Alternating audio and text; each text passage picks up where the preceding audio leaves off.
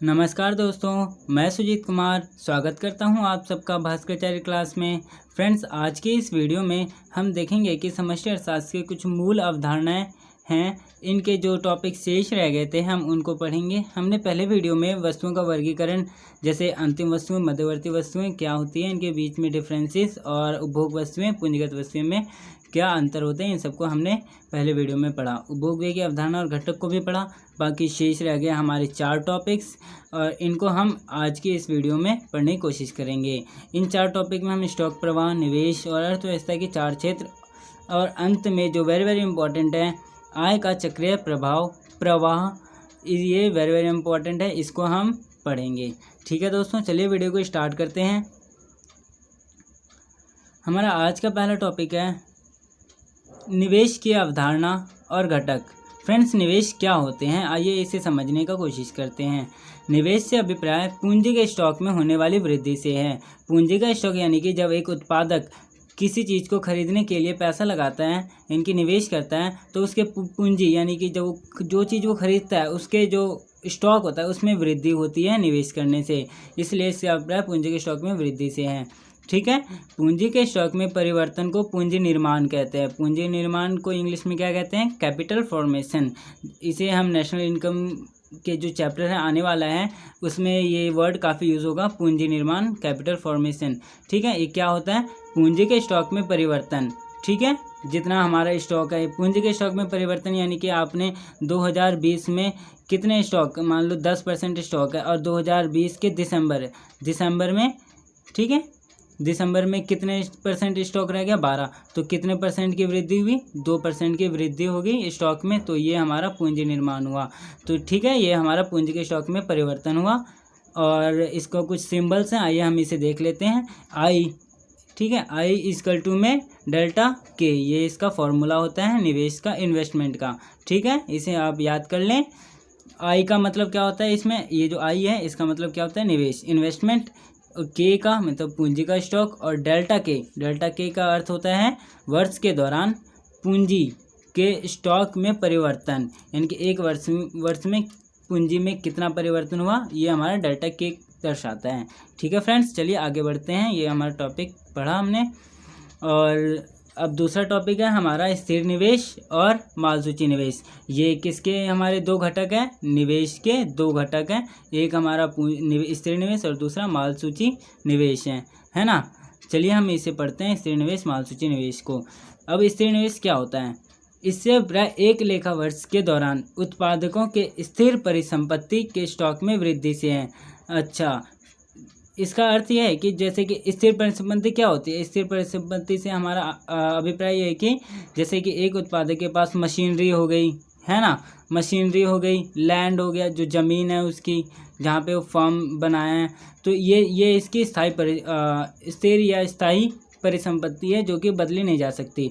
इसमें ये एक वर्ष के दौरान कितना वृद्धि होता है, ये हमारा स्थिर निवेश बतलाता है। और यहीं दूसरी तरफ माल सूची निवेश क्या है फ्रेंड्स?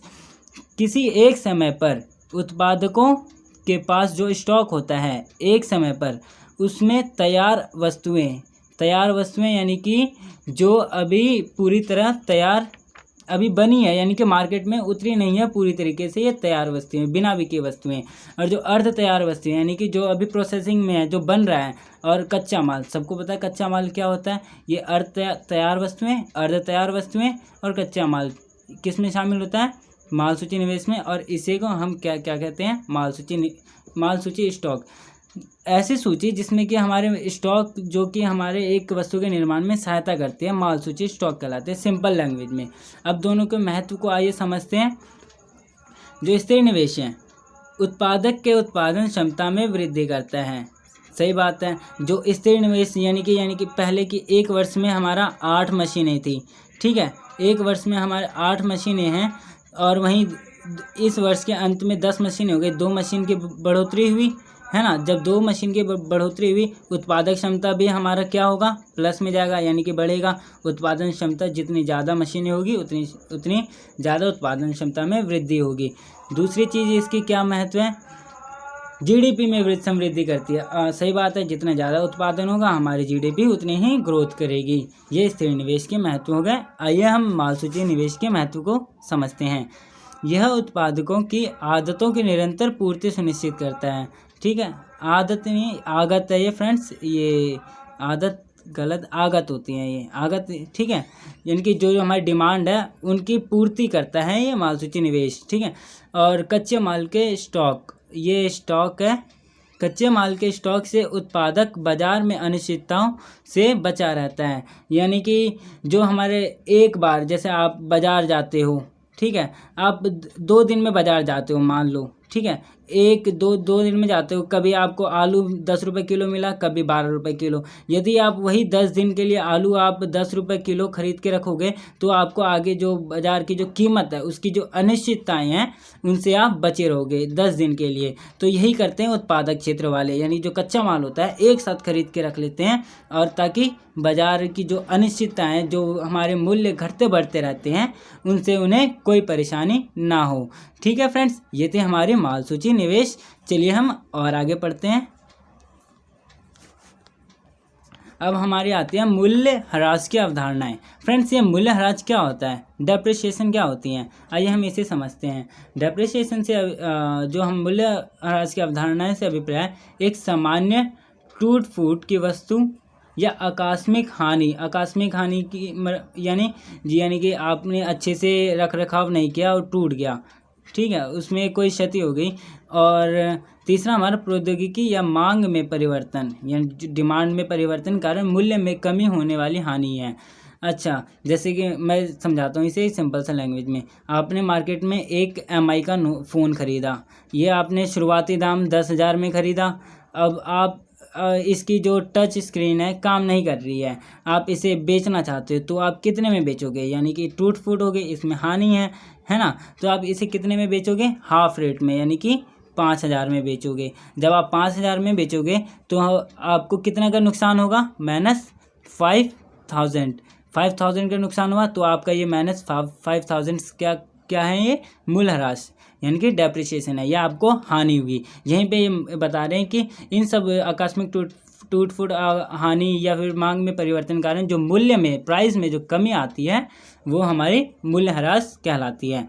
अब हम ये नोट करें, ये पॉइंट इंपॉर्टेंट है। मूल्यह्रास को स्थिर पूंजी का उपभोग यानी कि कंजप्शन ऑफ फिक्स्ड कैपिटल, ये इम्पॉर्टेंट है कि जब आप नेशनल इनकम के जो चैप्टर आगे हम पढ़ेंगे उसमें ये वर्ड आपको देखने को मिलेगा, कंजप्शन ऑफ फिक्स्ड कैपिटल। उस समय आप कंफ्यूज हो जाओगे कि कंजप्शन ऑफ फिक्स्ड कैपिटल क्या होते हैं, ये डेप्रिसिएशन ही कहलाते हैं। ठीक है फ्रेंड्स, चलिए हम और आगे बढ़ते हैं। अब आता है हमारा स्टॉक और प्रवाह। इसमें क्या अंतर होते हैं स्टॉक और प्रवाह में, चलिए इसे हम देखते हैं। स्टॉक के एक निश्चित बिंदु पर मापी जाने वाली मात्रा है। स्टॉक क्या है, एक निश्चित बिंदु पर मापी जाती है, यानी कि आपने एक साथ कई सारी चीज़ें परचेज करके लिख रही, आपने एक बार उसे आपने देखा कि हाँ भाई मैंने इसे इतना ही मैंने परचेज़ किया है, उसे आपको मतलब बार बार देखने की ज़रूरत नहीं पड़ती। लेकिन जो प्रवाह है एक विशिष्ट अवधि में मापी जाती है। ठीक है, विशिष्ट अवधि क्या होती है, प्रति घंटा, प्रति माह, प्रति वर्ष, इसे आप माप सकते हो। ठीक है, जैसे कि एग्जांपल मैं देता हूँ, एक पानी का टंकी है, उसे आपने फुल कर दिया है मोटर चला के, ठीक है, वो टंकी फुल हो गया, आपने एक बार देख लिया हाँ भाई टंकी फुल है। जब पानी का रिसाव होता जाता है, आप पानी यूज़ करते जाते हो, तो पानी का जो प्रवाह है, प्रवाह कारण वो जो कम होता जाता है, इसलिए जब आप देखोगे तो उसे पानी कम हो जाएगी पहली बार, फिर दूसरी बार देखोगे और पानी कम होगी, क्योंकि आप उसे यूज़ कर रहे हो बार बार। इसलिए ये आप कभी भी इसे प्रति घंटा, प्रति माह कभी भी माप सकते हो। ठीक है, स्टॉक का समय काल नहीं होता, सही बात है, ये विशेष बिंदु पर मापा जाता है, किसी एक समय पर माप लिया, चलो ठीक है। और तीसरा हमारा पॉइंट क्या है, स्टॉक प्रवाह को प्रभावित करता है, सही बात है। अब देखिए कैसे स्टॉक प्रवाह को प्रभावित करता है। जो स्टॉक होता है पूंजी का स्टॉक है, ठीक है, पूंजी का स्टॉक जितना ज़्यादा होगा वस्तु का प्रवाह उतना ही अधिक होगा। पूंजी का स्टॉक का मतलब ये है कि आपके पास बनाने को माल ज़्यादा है, ठीक है, जितनी ज़्यादा आपकी पूंजी की मशीनरी सब होगी, वस्तु का प्रवाह भी, वस्तु का उत्पादन भी उतना होगा। अब प्रवाह भी स्टॉक को प्रभावित करता है, जानिए कैसे। जितना आय का प्रवाह जितना अधिक होगा, आय यानी कि इनकम, ठीक है। आय का प्रवाह जितना अधिक होगा धन का स्टॉक भी उतना ही ज़्यादा होगा। यानी कि आपने कोई चीज़ खरीदा 200 रुपये का, अब वो जो जिसको आपने 200 रुपये दिया है उसके पास भी धन का इकट्ठा हो रहा है, तो ये धन का स्टॉक उतना ही अधिक होता है। अब एग्जाम्पल समझते हैं। एग्जाम्पल क्या है? संपत्ति। संपत्ति आपके पास कितनी है? एक है आपके पास 100 गज की संपत्ति है, तो ये आपका स्टॉक हो गया, है ना। लेकिन आय आपके पास अगर 10,000 है आपकी आय, तो उसे आप कभी ये खरीदते हो कभी वो खरीदते हो, आपका खर्च हो जाता है, यानी कि प्रवाह है, एक जगह टिका नहीं रहता। दूसरा, एक देश की जनसंख्या, हमें पता है 1.3 करोड़ है हमारे देश की जनसंख्या, ये हमारे स्टॉक होगी। और जो हमारे प्रतिवर्ष जन्म लेने वाले बच्चे होते हैं, ठीक है, ये हमारा प्रवाह होते हैं। ये देखो, जन्म लेने वाले बच्चों की संख्या प्रवाह। समझ में आया दोस्तों? चलिए हम और आगे बढ़ते हैं। अब हमारा आता है आय का 4 क्षेत्र। अर्थव्यवस्था के 4 क्षेत्र। ये 4 क्षेत्र कौन कौन से होते हैं, आइए समझने का प्रयास करते हैं इन्हें। पहला हमारा है परिवार क्षेत्र। परिवार क्षेत्र में क्या होता है फ्रेंड्स, कि परिवार क्षेत्र में हम वस्तुओं का उपभोग करते हैं। वस्तुओं का उपभोग यानी कि हम पैसे खर्च करते हैं और वस्तुओं का उपभोग करते हैं अपनी आवश्यकताओं को पूरा करने के लिए। और साथ में हम परिवार या गृह क्षेत्र के स्वामी भी होते हैं, जो हमारे मुखिया होते हैं घर के, वो भी क्या इसी में आते हैं परिवार क्षेत्र में। दूसरा हमारा क्या है? उत्पादक क्षेत्र। अब यहाँ उत्पादक क्षेत्र से क्या है, जब भी उत्पादक क्षेत्र आए तो हम मान लो वहाँ प्रोडक्शन से हैं, उत्पादन से संबंधित है। उत्पादक क्षेत्र में हमारा क्या होता है? वस्तुओं का उत्पादन किया जाता है, ठीक है। और इसके साथ साथ वस्तुओं और सेवाओं का भी इसमें सम्मिलित किया जाता है उत्पादन क्षेत्र में। अब सरकारी क्षेत्र में क्या होता है? ये समाज कल्याण के कार्य करते हैं, सामाजिक क्षेत्र, है ना। ये छोटे छोटे चीज़ें हैं, आप इसे नोट कर लें जिसे समझ लीजिए। चौथा हमारा है विदेशी क्षेत्र। विदेश क्षेत्र में हम जो आयात निर्यात करते हैं दूसरे देशों के साथ, इंपोर्ट एंड एक्सपोर्ट जो हम करते हैं दो देशों के बीच, उनके बीच में जो लेखा जोखा होता है वो विदेशी क्षेत्र में के बीच सम्मिलित होते हैं, ठीक है। ये हमारे थे अर्थव्यवस्था के 4 मुख्य क्षेत्र। अब हम चलिए जो हमारा वेरी इंपॉर्टेंट टॉपिक है वो आने वाला है। ये एग्जाम पॉइंट ऑफ व्यू से वेरी इंपॉर्टेंट है। 2 क्षेत्रीय अर्थव्यवस्था में आय का चक्रीय प्रभाव। अब हमारा 2 क्षेत्रीय अर्थव्यवस्था, ये कौन कौन से हमारे 2 क्षेत्र हैं? एक तो हमारा है उपभोक्ता क्षेत्र यानी कि परिवार क्षेत्र, इसे हम उपभोक्ता क्षेत्र भी कह सकते हैं। और दूसरा है हमारा फर्म, ठीक है फ्रेंड्स। ये फर्म यानी कि जो हमारा उत्पादक क्षेत्र होता है, जो वस्तुओं का प्रोडक्शन करते हैं, ये हमारे फर्म होते हैं, ठीक है। एक है परिवार और दूसरी तरफ फर्म है। अब देखिए, जो हमारा परिवार होता है फर्म को क्या देता है? अपनी मजदूरी। क्या देता है? मजदूरी। और बदले में जो फर्म है परिवार को क्या देता है?